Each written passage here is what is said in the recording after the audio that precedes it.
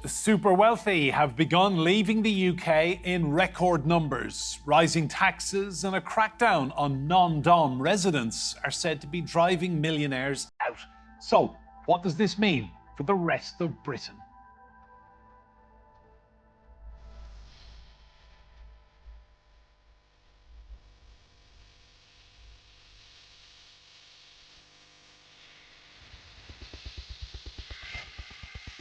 Hello and welcome to Roundtable. I'm Enda Brady. Now, some of the UK's super rich are taking a one-way flight out of the country.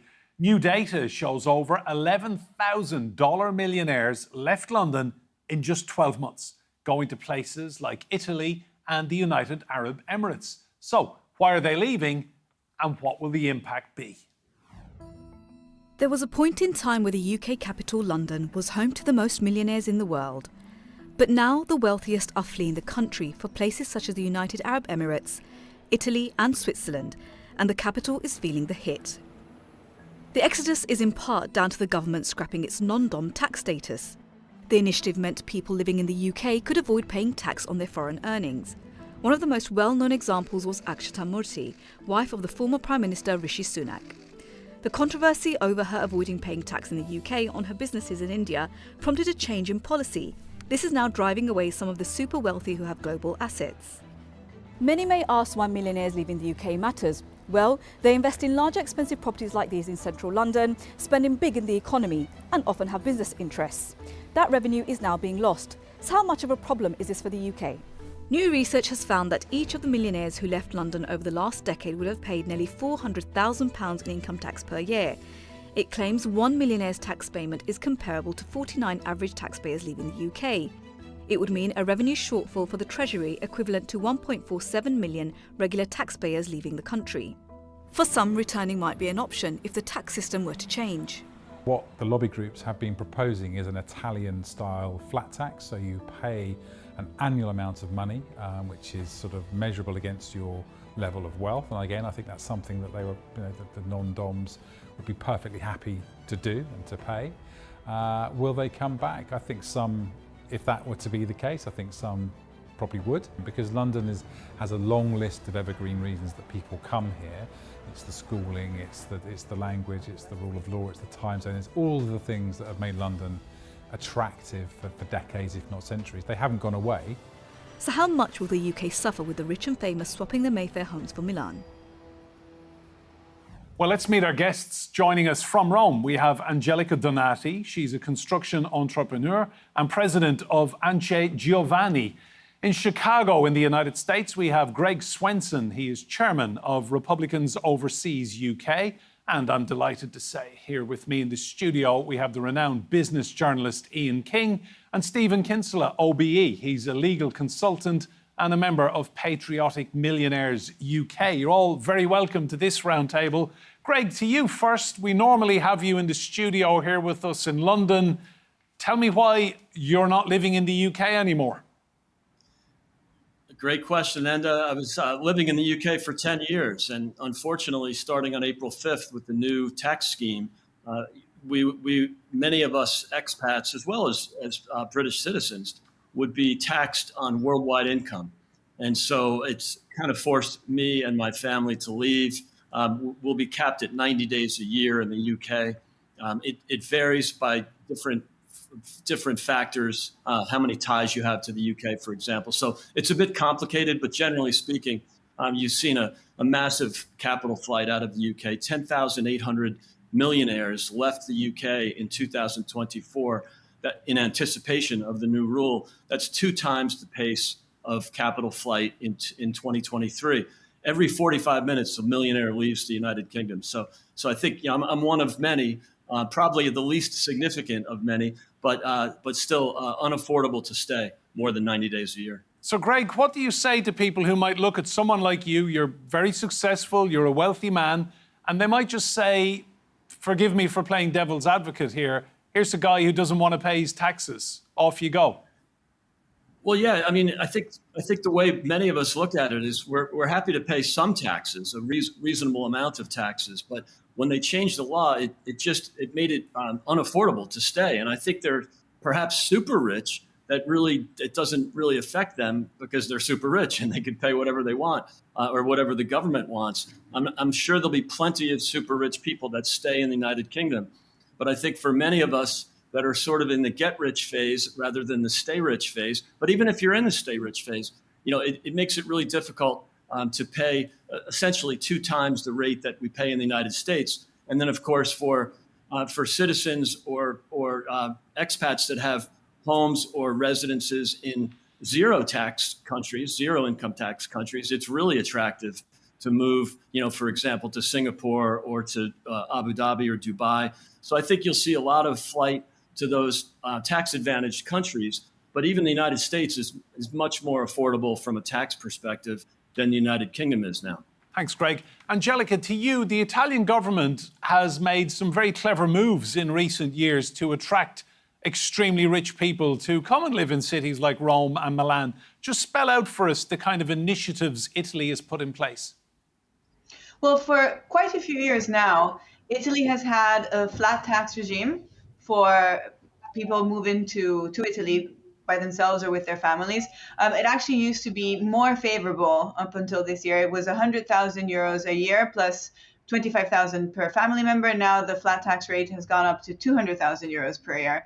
And there's also a series of benefits as well with regards to inheritance and gift tax. So essentially, I'm not going to go into the boring details, but basically, if somebody's moving to Italy with the flat tax benefit, they can set up a trust for their children's inheritance, and they'll pay 24% tax on profits within that trust, but they won't pay inheritance tax. So essentially, individuals can fully plan their succession before they move to Italy.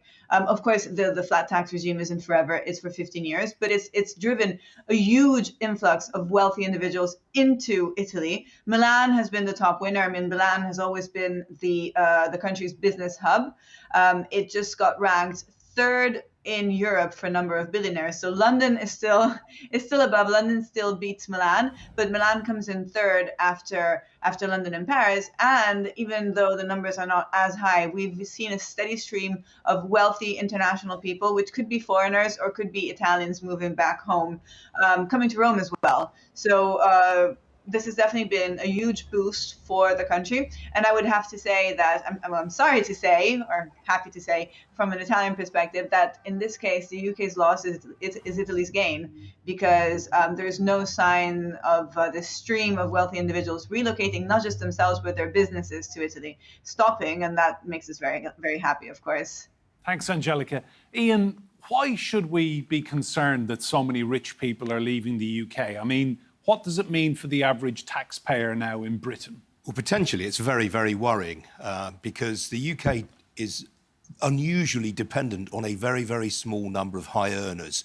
If you take income tax receipts in the last financial year, 28.2% of all income tax was paid for by the top 1% of earners. 48.8% was paid for by the top 5% of earners. So you've got a very, very small number of people on whom basically the Treasury has become very, very dependent. And the seeds of this were sown quite some time ago, probably when the coalition government came to power after the financial crisis. And one thing that they did was raised the threshold at which you start paying income tax. It was a Liberal Democrat policy, gleefully adopted by the then Chancellor, George Osborne. And although first Jeremy Hunt and now Rachel Reeves has started to freeze those thresholds, it still means that an awful lot of people were lifted out of paying tax altogether. At one point, nearly half the working population were paying no income tax. So in the UK, we are very, very unusually dependent on a small number of taxpayers, wealthy individuals, and if some of those leave, then that becomes problematic for the government. It really does eat into their income. Stephen, give us your thoughts on this policy. Some people have described it as a vengeful policy, taxing the rich. Yes, well, first of all, I should say I'm very sorry to see Greg leave. I, for a long time, worked as a partner in a US law firm, which is based in Chicago. So I had the pleasure of paying US taxes and UK taxes. My sense, actually, as quite a high earner, was the US taxes and UK taxes were quite similar when you're talking about income tax. Income tax is tricky, and there are many ways. I completely agree with Ian about the way that the figures are skewed if you look at income tax. That's why at Patriotic Millionaires, actually, we're focusing on a wealth tax because we think that is much harder to circumvent, first of all, would be very straightforward to apply, and I could explain very briefly if you'd like. How would it work? So our proposal is that those with net wealth of over £10 million should pay 2% tax, but that 2% would only kick in at 10 million. So to give you an example, if you were fortunate enough to have 11 million of wealth, you would pay 2% on the 11th million. So 2% would be £20,000.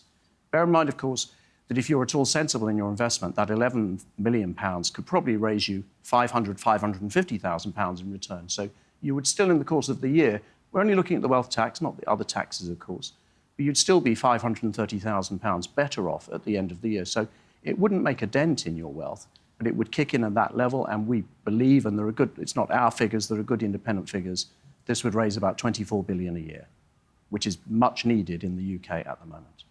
Ian, everything you've heard in the city and in Westminster in the last few months, are people worried about the figures, this drain of resources going out?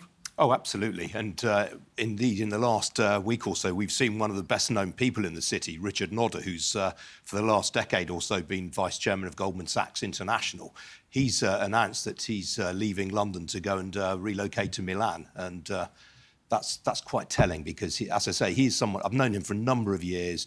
You couldn't find anyone more passionate about UK business. You know, he employed, when he was heading Goldman's in London, something like 9,000 people. You know, he oversaw the construction of a huge new office for Goldman's down near Blackfriars.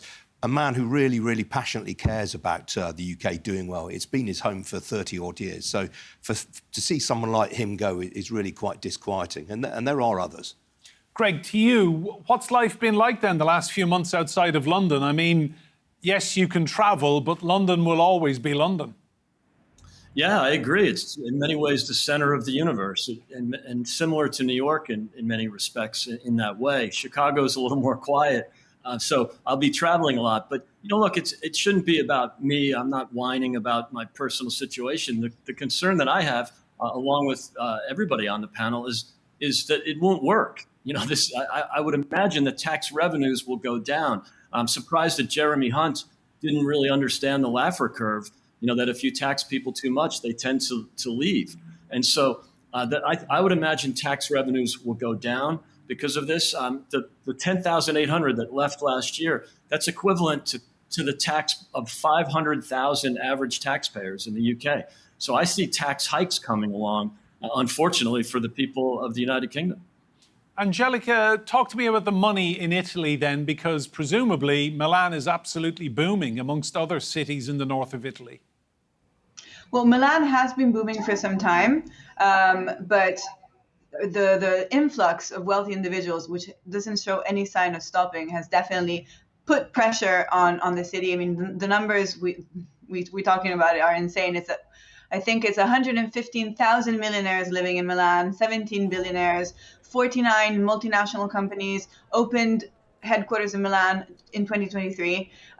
So there is huge pressure on the luxury market in Milan. On top of this, there is a bit of a delay in development projects in Milan right now because there's a bit of a legal issue around the laws that are being used to authorize these projects. So Milan is at great risk of becoming a bubble. And so, of course, then there's a kind of trickle-down effect to other cities. But as I was saying, not just in the north of Italy, which would be obviously logical to assume because it's close to Milan, but also elsewhere in Italy. Foreigners love Italy. And as I said, many are coming to Rome, and the Roman market is booming as well, even though I cannot say that there is an equivalent transfer of business to Rome. It's mostly people who want to live in Rome and then travel for work or work remotely. Thanks, Angelica. Ian, so it begs the question, is Keir Starmer as Prime Minister making the UK unlivable for very rich people? Well, as Greg pointed out, the assault on the non-dom rules in particular, which was a sort of 200-year-old quirk in the tax system, which enabled people from outside the UK to be resident here while claiming it wasn't their permanent residence, they were non-domiciled here, and that basically sheltered their overseas wealth from UK taxes. Now, Jeremy Hunt, prior to the election last year, said that he was going to abolish that, but he watered it down slightly. It was a shameless stealing of a Labour Party policy. Then Labour get elected, Rachel Reeves comes in and basically turns the volume up to 11. And basically, it means that these people now pay full UK taxation on all of their overseas earnings, and particularly, and here's the key point here, we have a 40% inheritance tax rate in this country, and that's what, for what we call the non-doms, that's what's really scared a lot of those people away. So, Stephen, just on that point, I read a quote this week in one of the English newspapers that said, from a very rich person, they said the UK has now become the most expensive country on earth to die in. Is this inheritance tax exercising brains, future planning, wealth management? I'm sure it will be exercising some brains. I mean, it's very interesting. We look at the figures about the flight out of the UK, and let's be honest, nobody really knows how many people have moved. I mean, the study that everybody's referring to, the one that Greg mentioned with the 10,800 number, comes from a firm that did, in good faith, they essentially, as I understand it, because a friend of mine was at an event they ran yesterday, they, in good faith, looked on LinkedIn at people who changed their location, and then they extrapolated from that, and they said what they came up with was a projection. So nobody's saying that they think that 11,000 people have left. They're just saying, based on a small sample, if we stretch that out.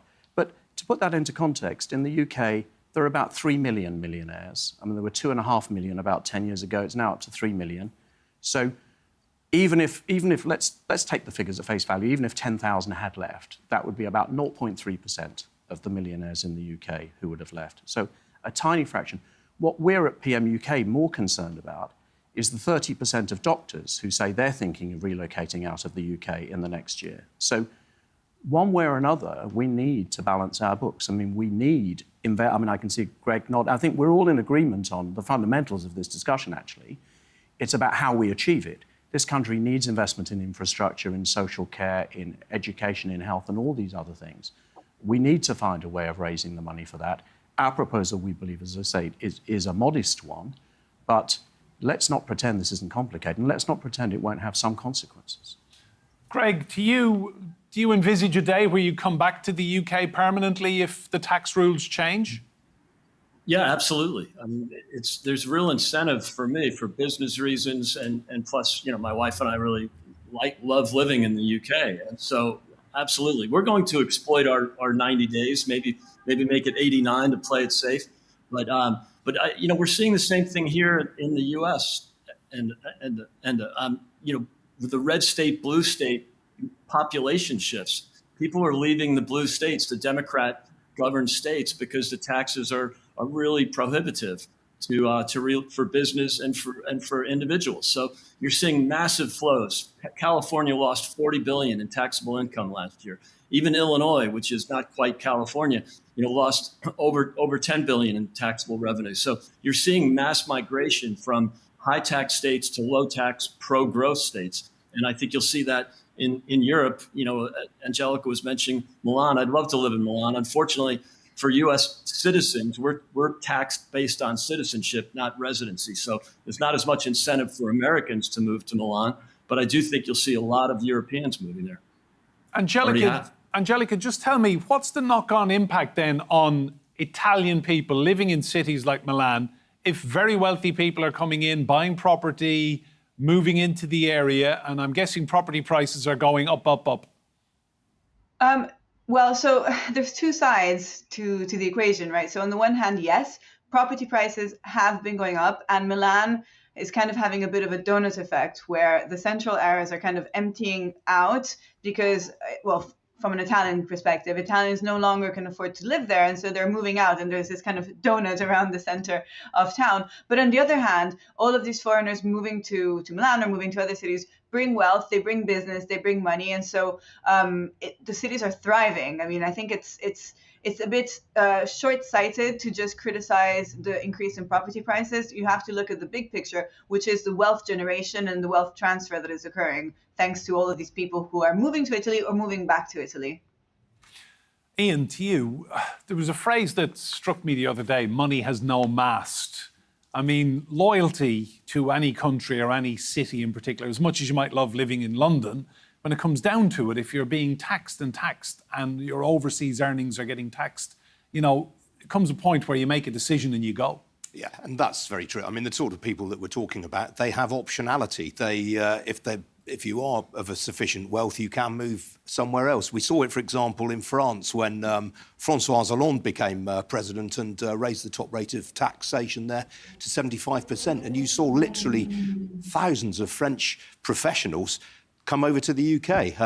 In subsequent French elections, it was claimed that, people like Macron and Sarkozy would literally campaign in the UK. It was said that London was the 5th biggest city in France in terms of the French population. So, these people are flighty. They will go elsewhere. Norway had a bit of it when they introduced a wealth tax. You've seen it, for example, as I say, France is the real sort of litmus test of all that. You saw, for example, Bernard Arnault, the richest person in France, he relocated his tax affairs, his arrangements to Belgium to get away from it. Stephen, can I just ask, what would make you leave the UK? You're from patriotic millionaires UK. You're going to stay, yeah? Well, I left because in 1989 I went to Belgium and I lived there for 20 years and worked there as an EU lawyer. And then I came back. By the way, during all that time, I continued to pay tax in the UK, apart from the time that I was also paying tax in the US, as I mentioned earlier. But I'd like to come back on Ian's point. You mentioned the UK guy and then Bernard Arnault. Interesting that these people who move, very often they do move, but they move quite late in life. So what we see in the UK, a lot of people want to live here while their children are school age because, look, we have great schools, we have great infrastructure, we have a very safe, attractive country. We get teased about patriotic millionaires, about the name, as you can, particularly by British people. But the truth is, it reflects a real truth that we're very proud of this country and we're very happy to pay taxes. And a lot of our members were not themselves born in the UK. But people don't flee easily or lightly because there are many cultural and other reasons why they stay. Very small percentage of any populations move for whatever reason. If I could usurp your function very briefly, I actually have a question for Angelica because I was trying to look into the Italian experiment. I'm very interested in that. What I thought was that it's particularly skewed to trying to encourage people to move into the regions, into places like Sicily and elsewhere, rather than the big centres. And also that looking at the stats, I thought that since 2017, between 3,000 and 4,000 millionaires might have moved in, so perhaps 400 or 500 a year. Is that correct, or are those stats wrong?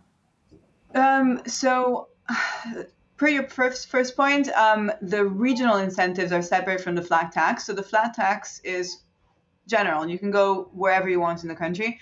And then the regions, so you're talking about Sicily, or you're talking about, let's say, inner areas in Umbria or in Trentino or whatever, where they try and sell you a building for €1 and you can renovate it yourself. So there are regional incentives, but the flat tax is general. I don't know the exact numbers per year, but I know that around 1,200 people basically declared their income under the flat tax scheme in 2023. So I guess your figures are about right.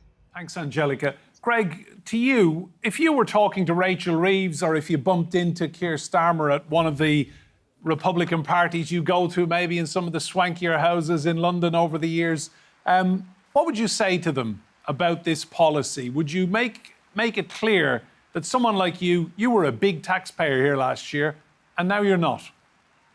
Yeah, and it's really self-destructive. And I think that it's more ideological than pragmatic because, again, going back to the Laffer curve, if you tax people, maybe a little bit higher at, on the margins, they're probably not going to get up and leave. But if you basically double the tax, which is essentially what they're doing for Americans anyway, and imposing a 40% inheritance tax, it makes it impossible for us to stay. But this, we went through this in the US with President Obama. When he took office in 2009, his very smart Treasury people sat down with him and said, if you go ahead and raise the capital gains tax, we will actually make less revenue. Tax revenues will go down.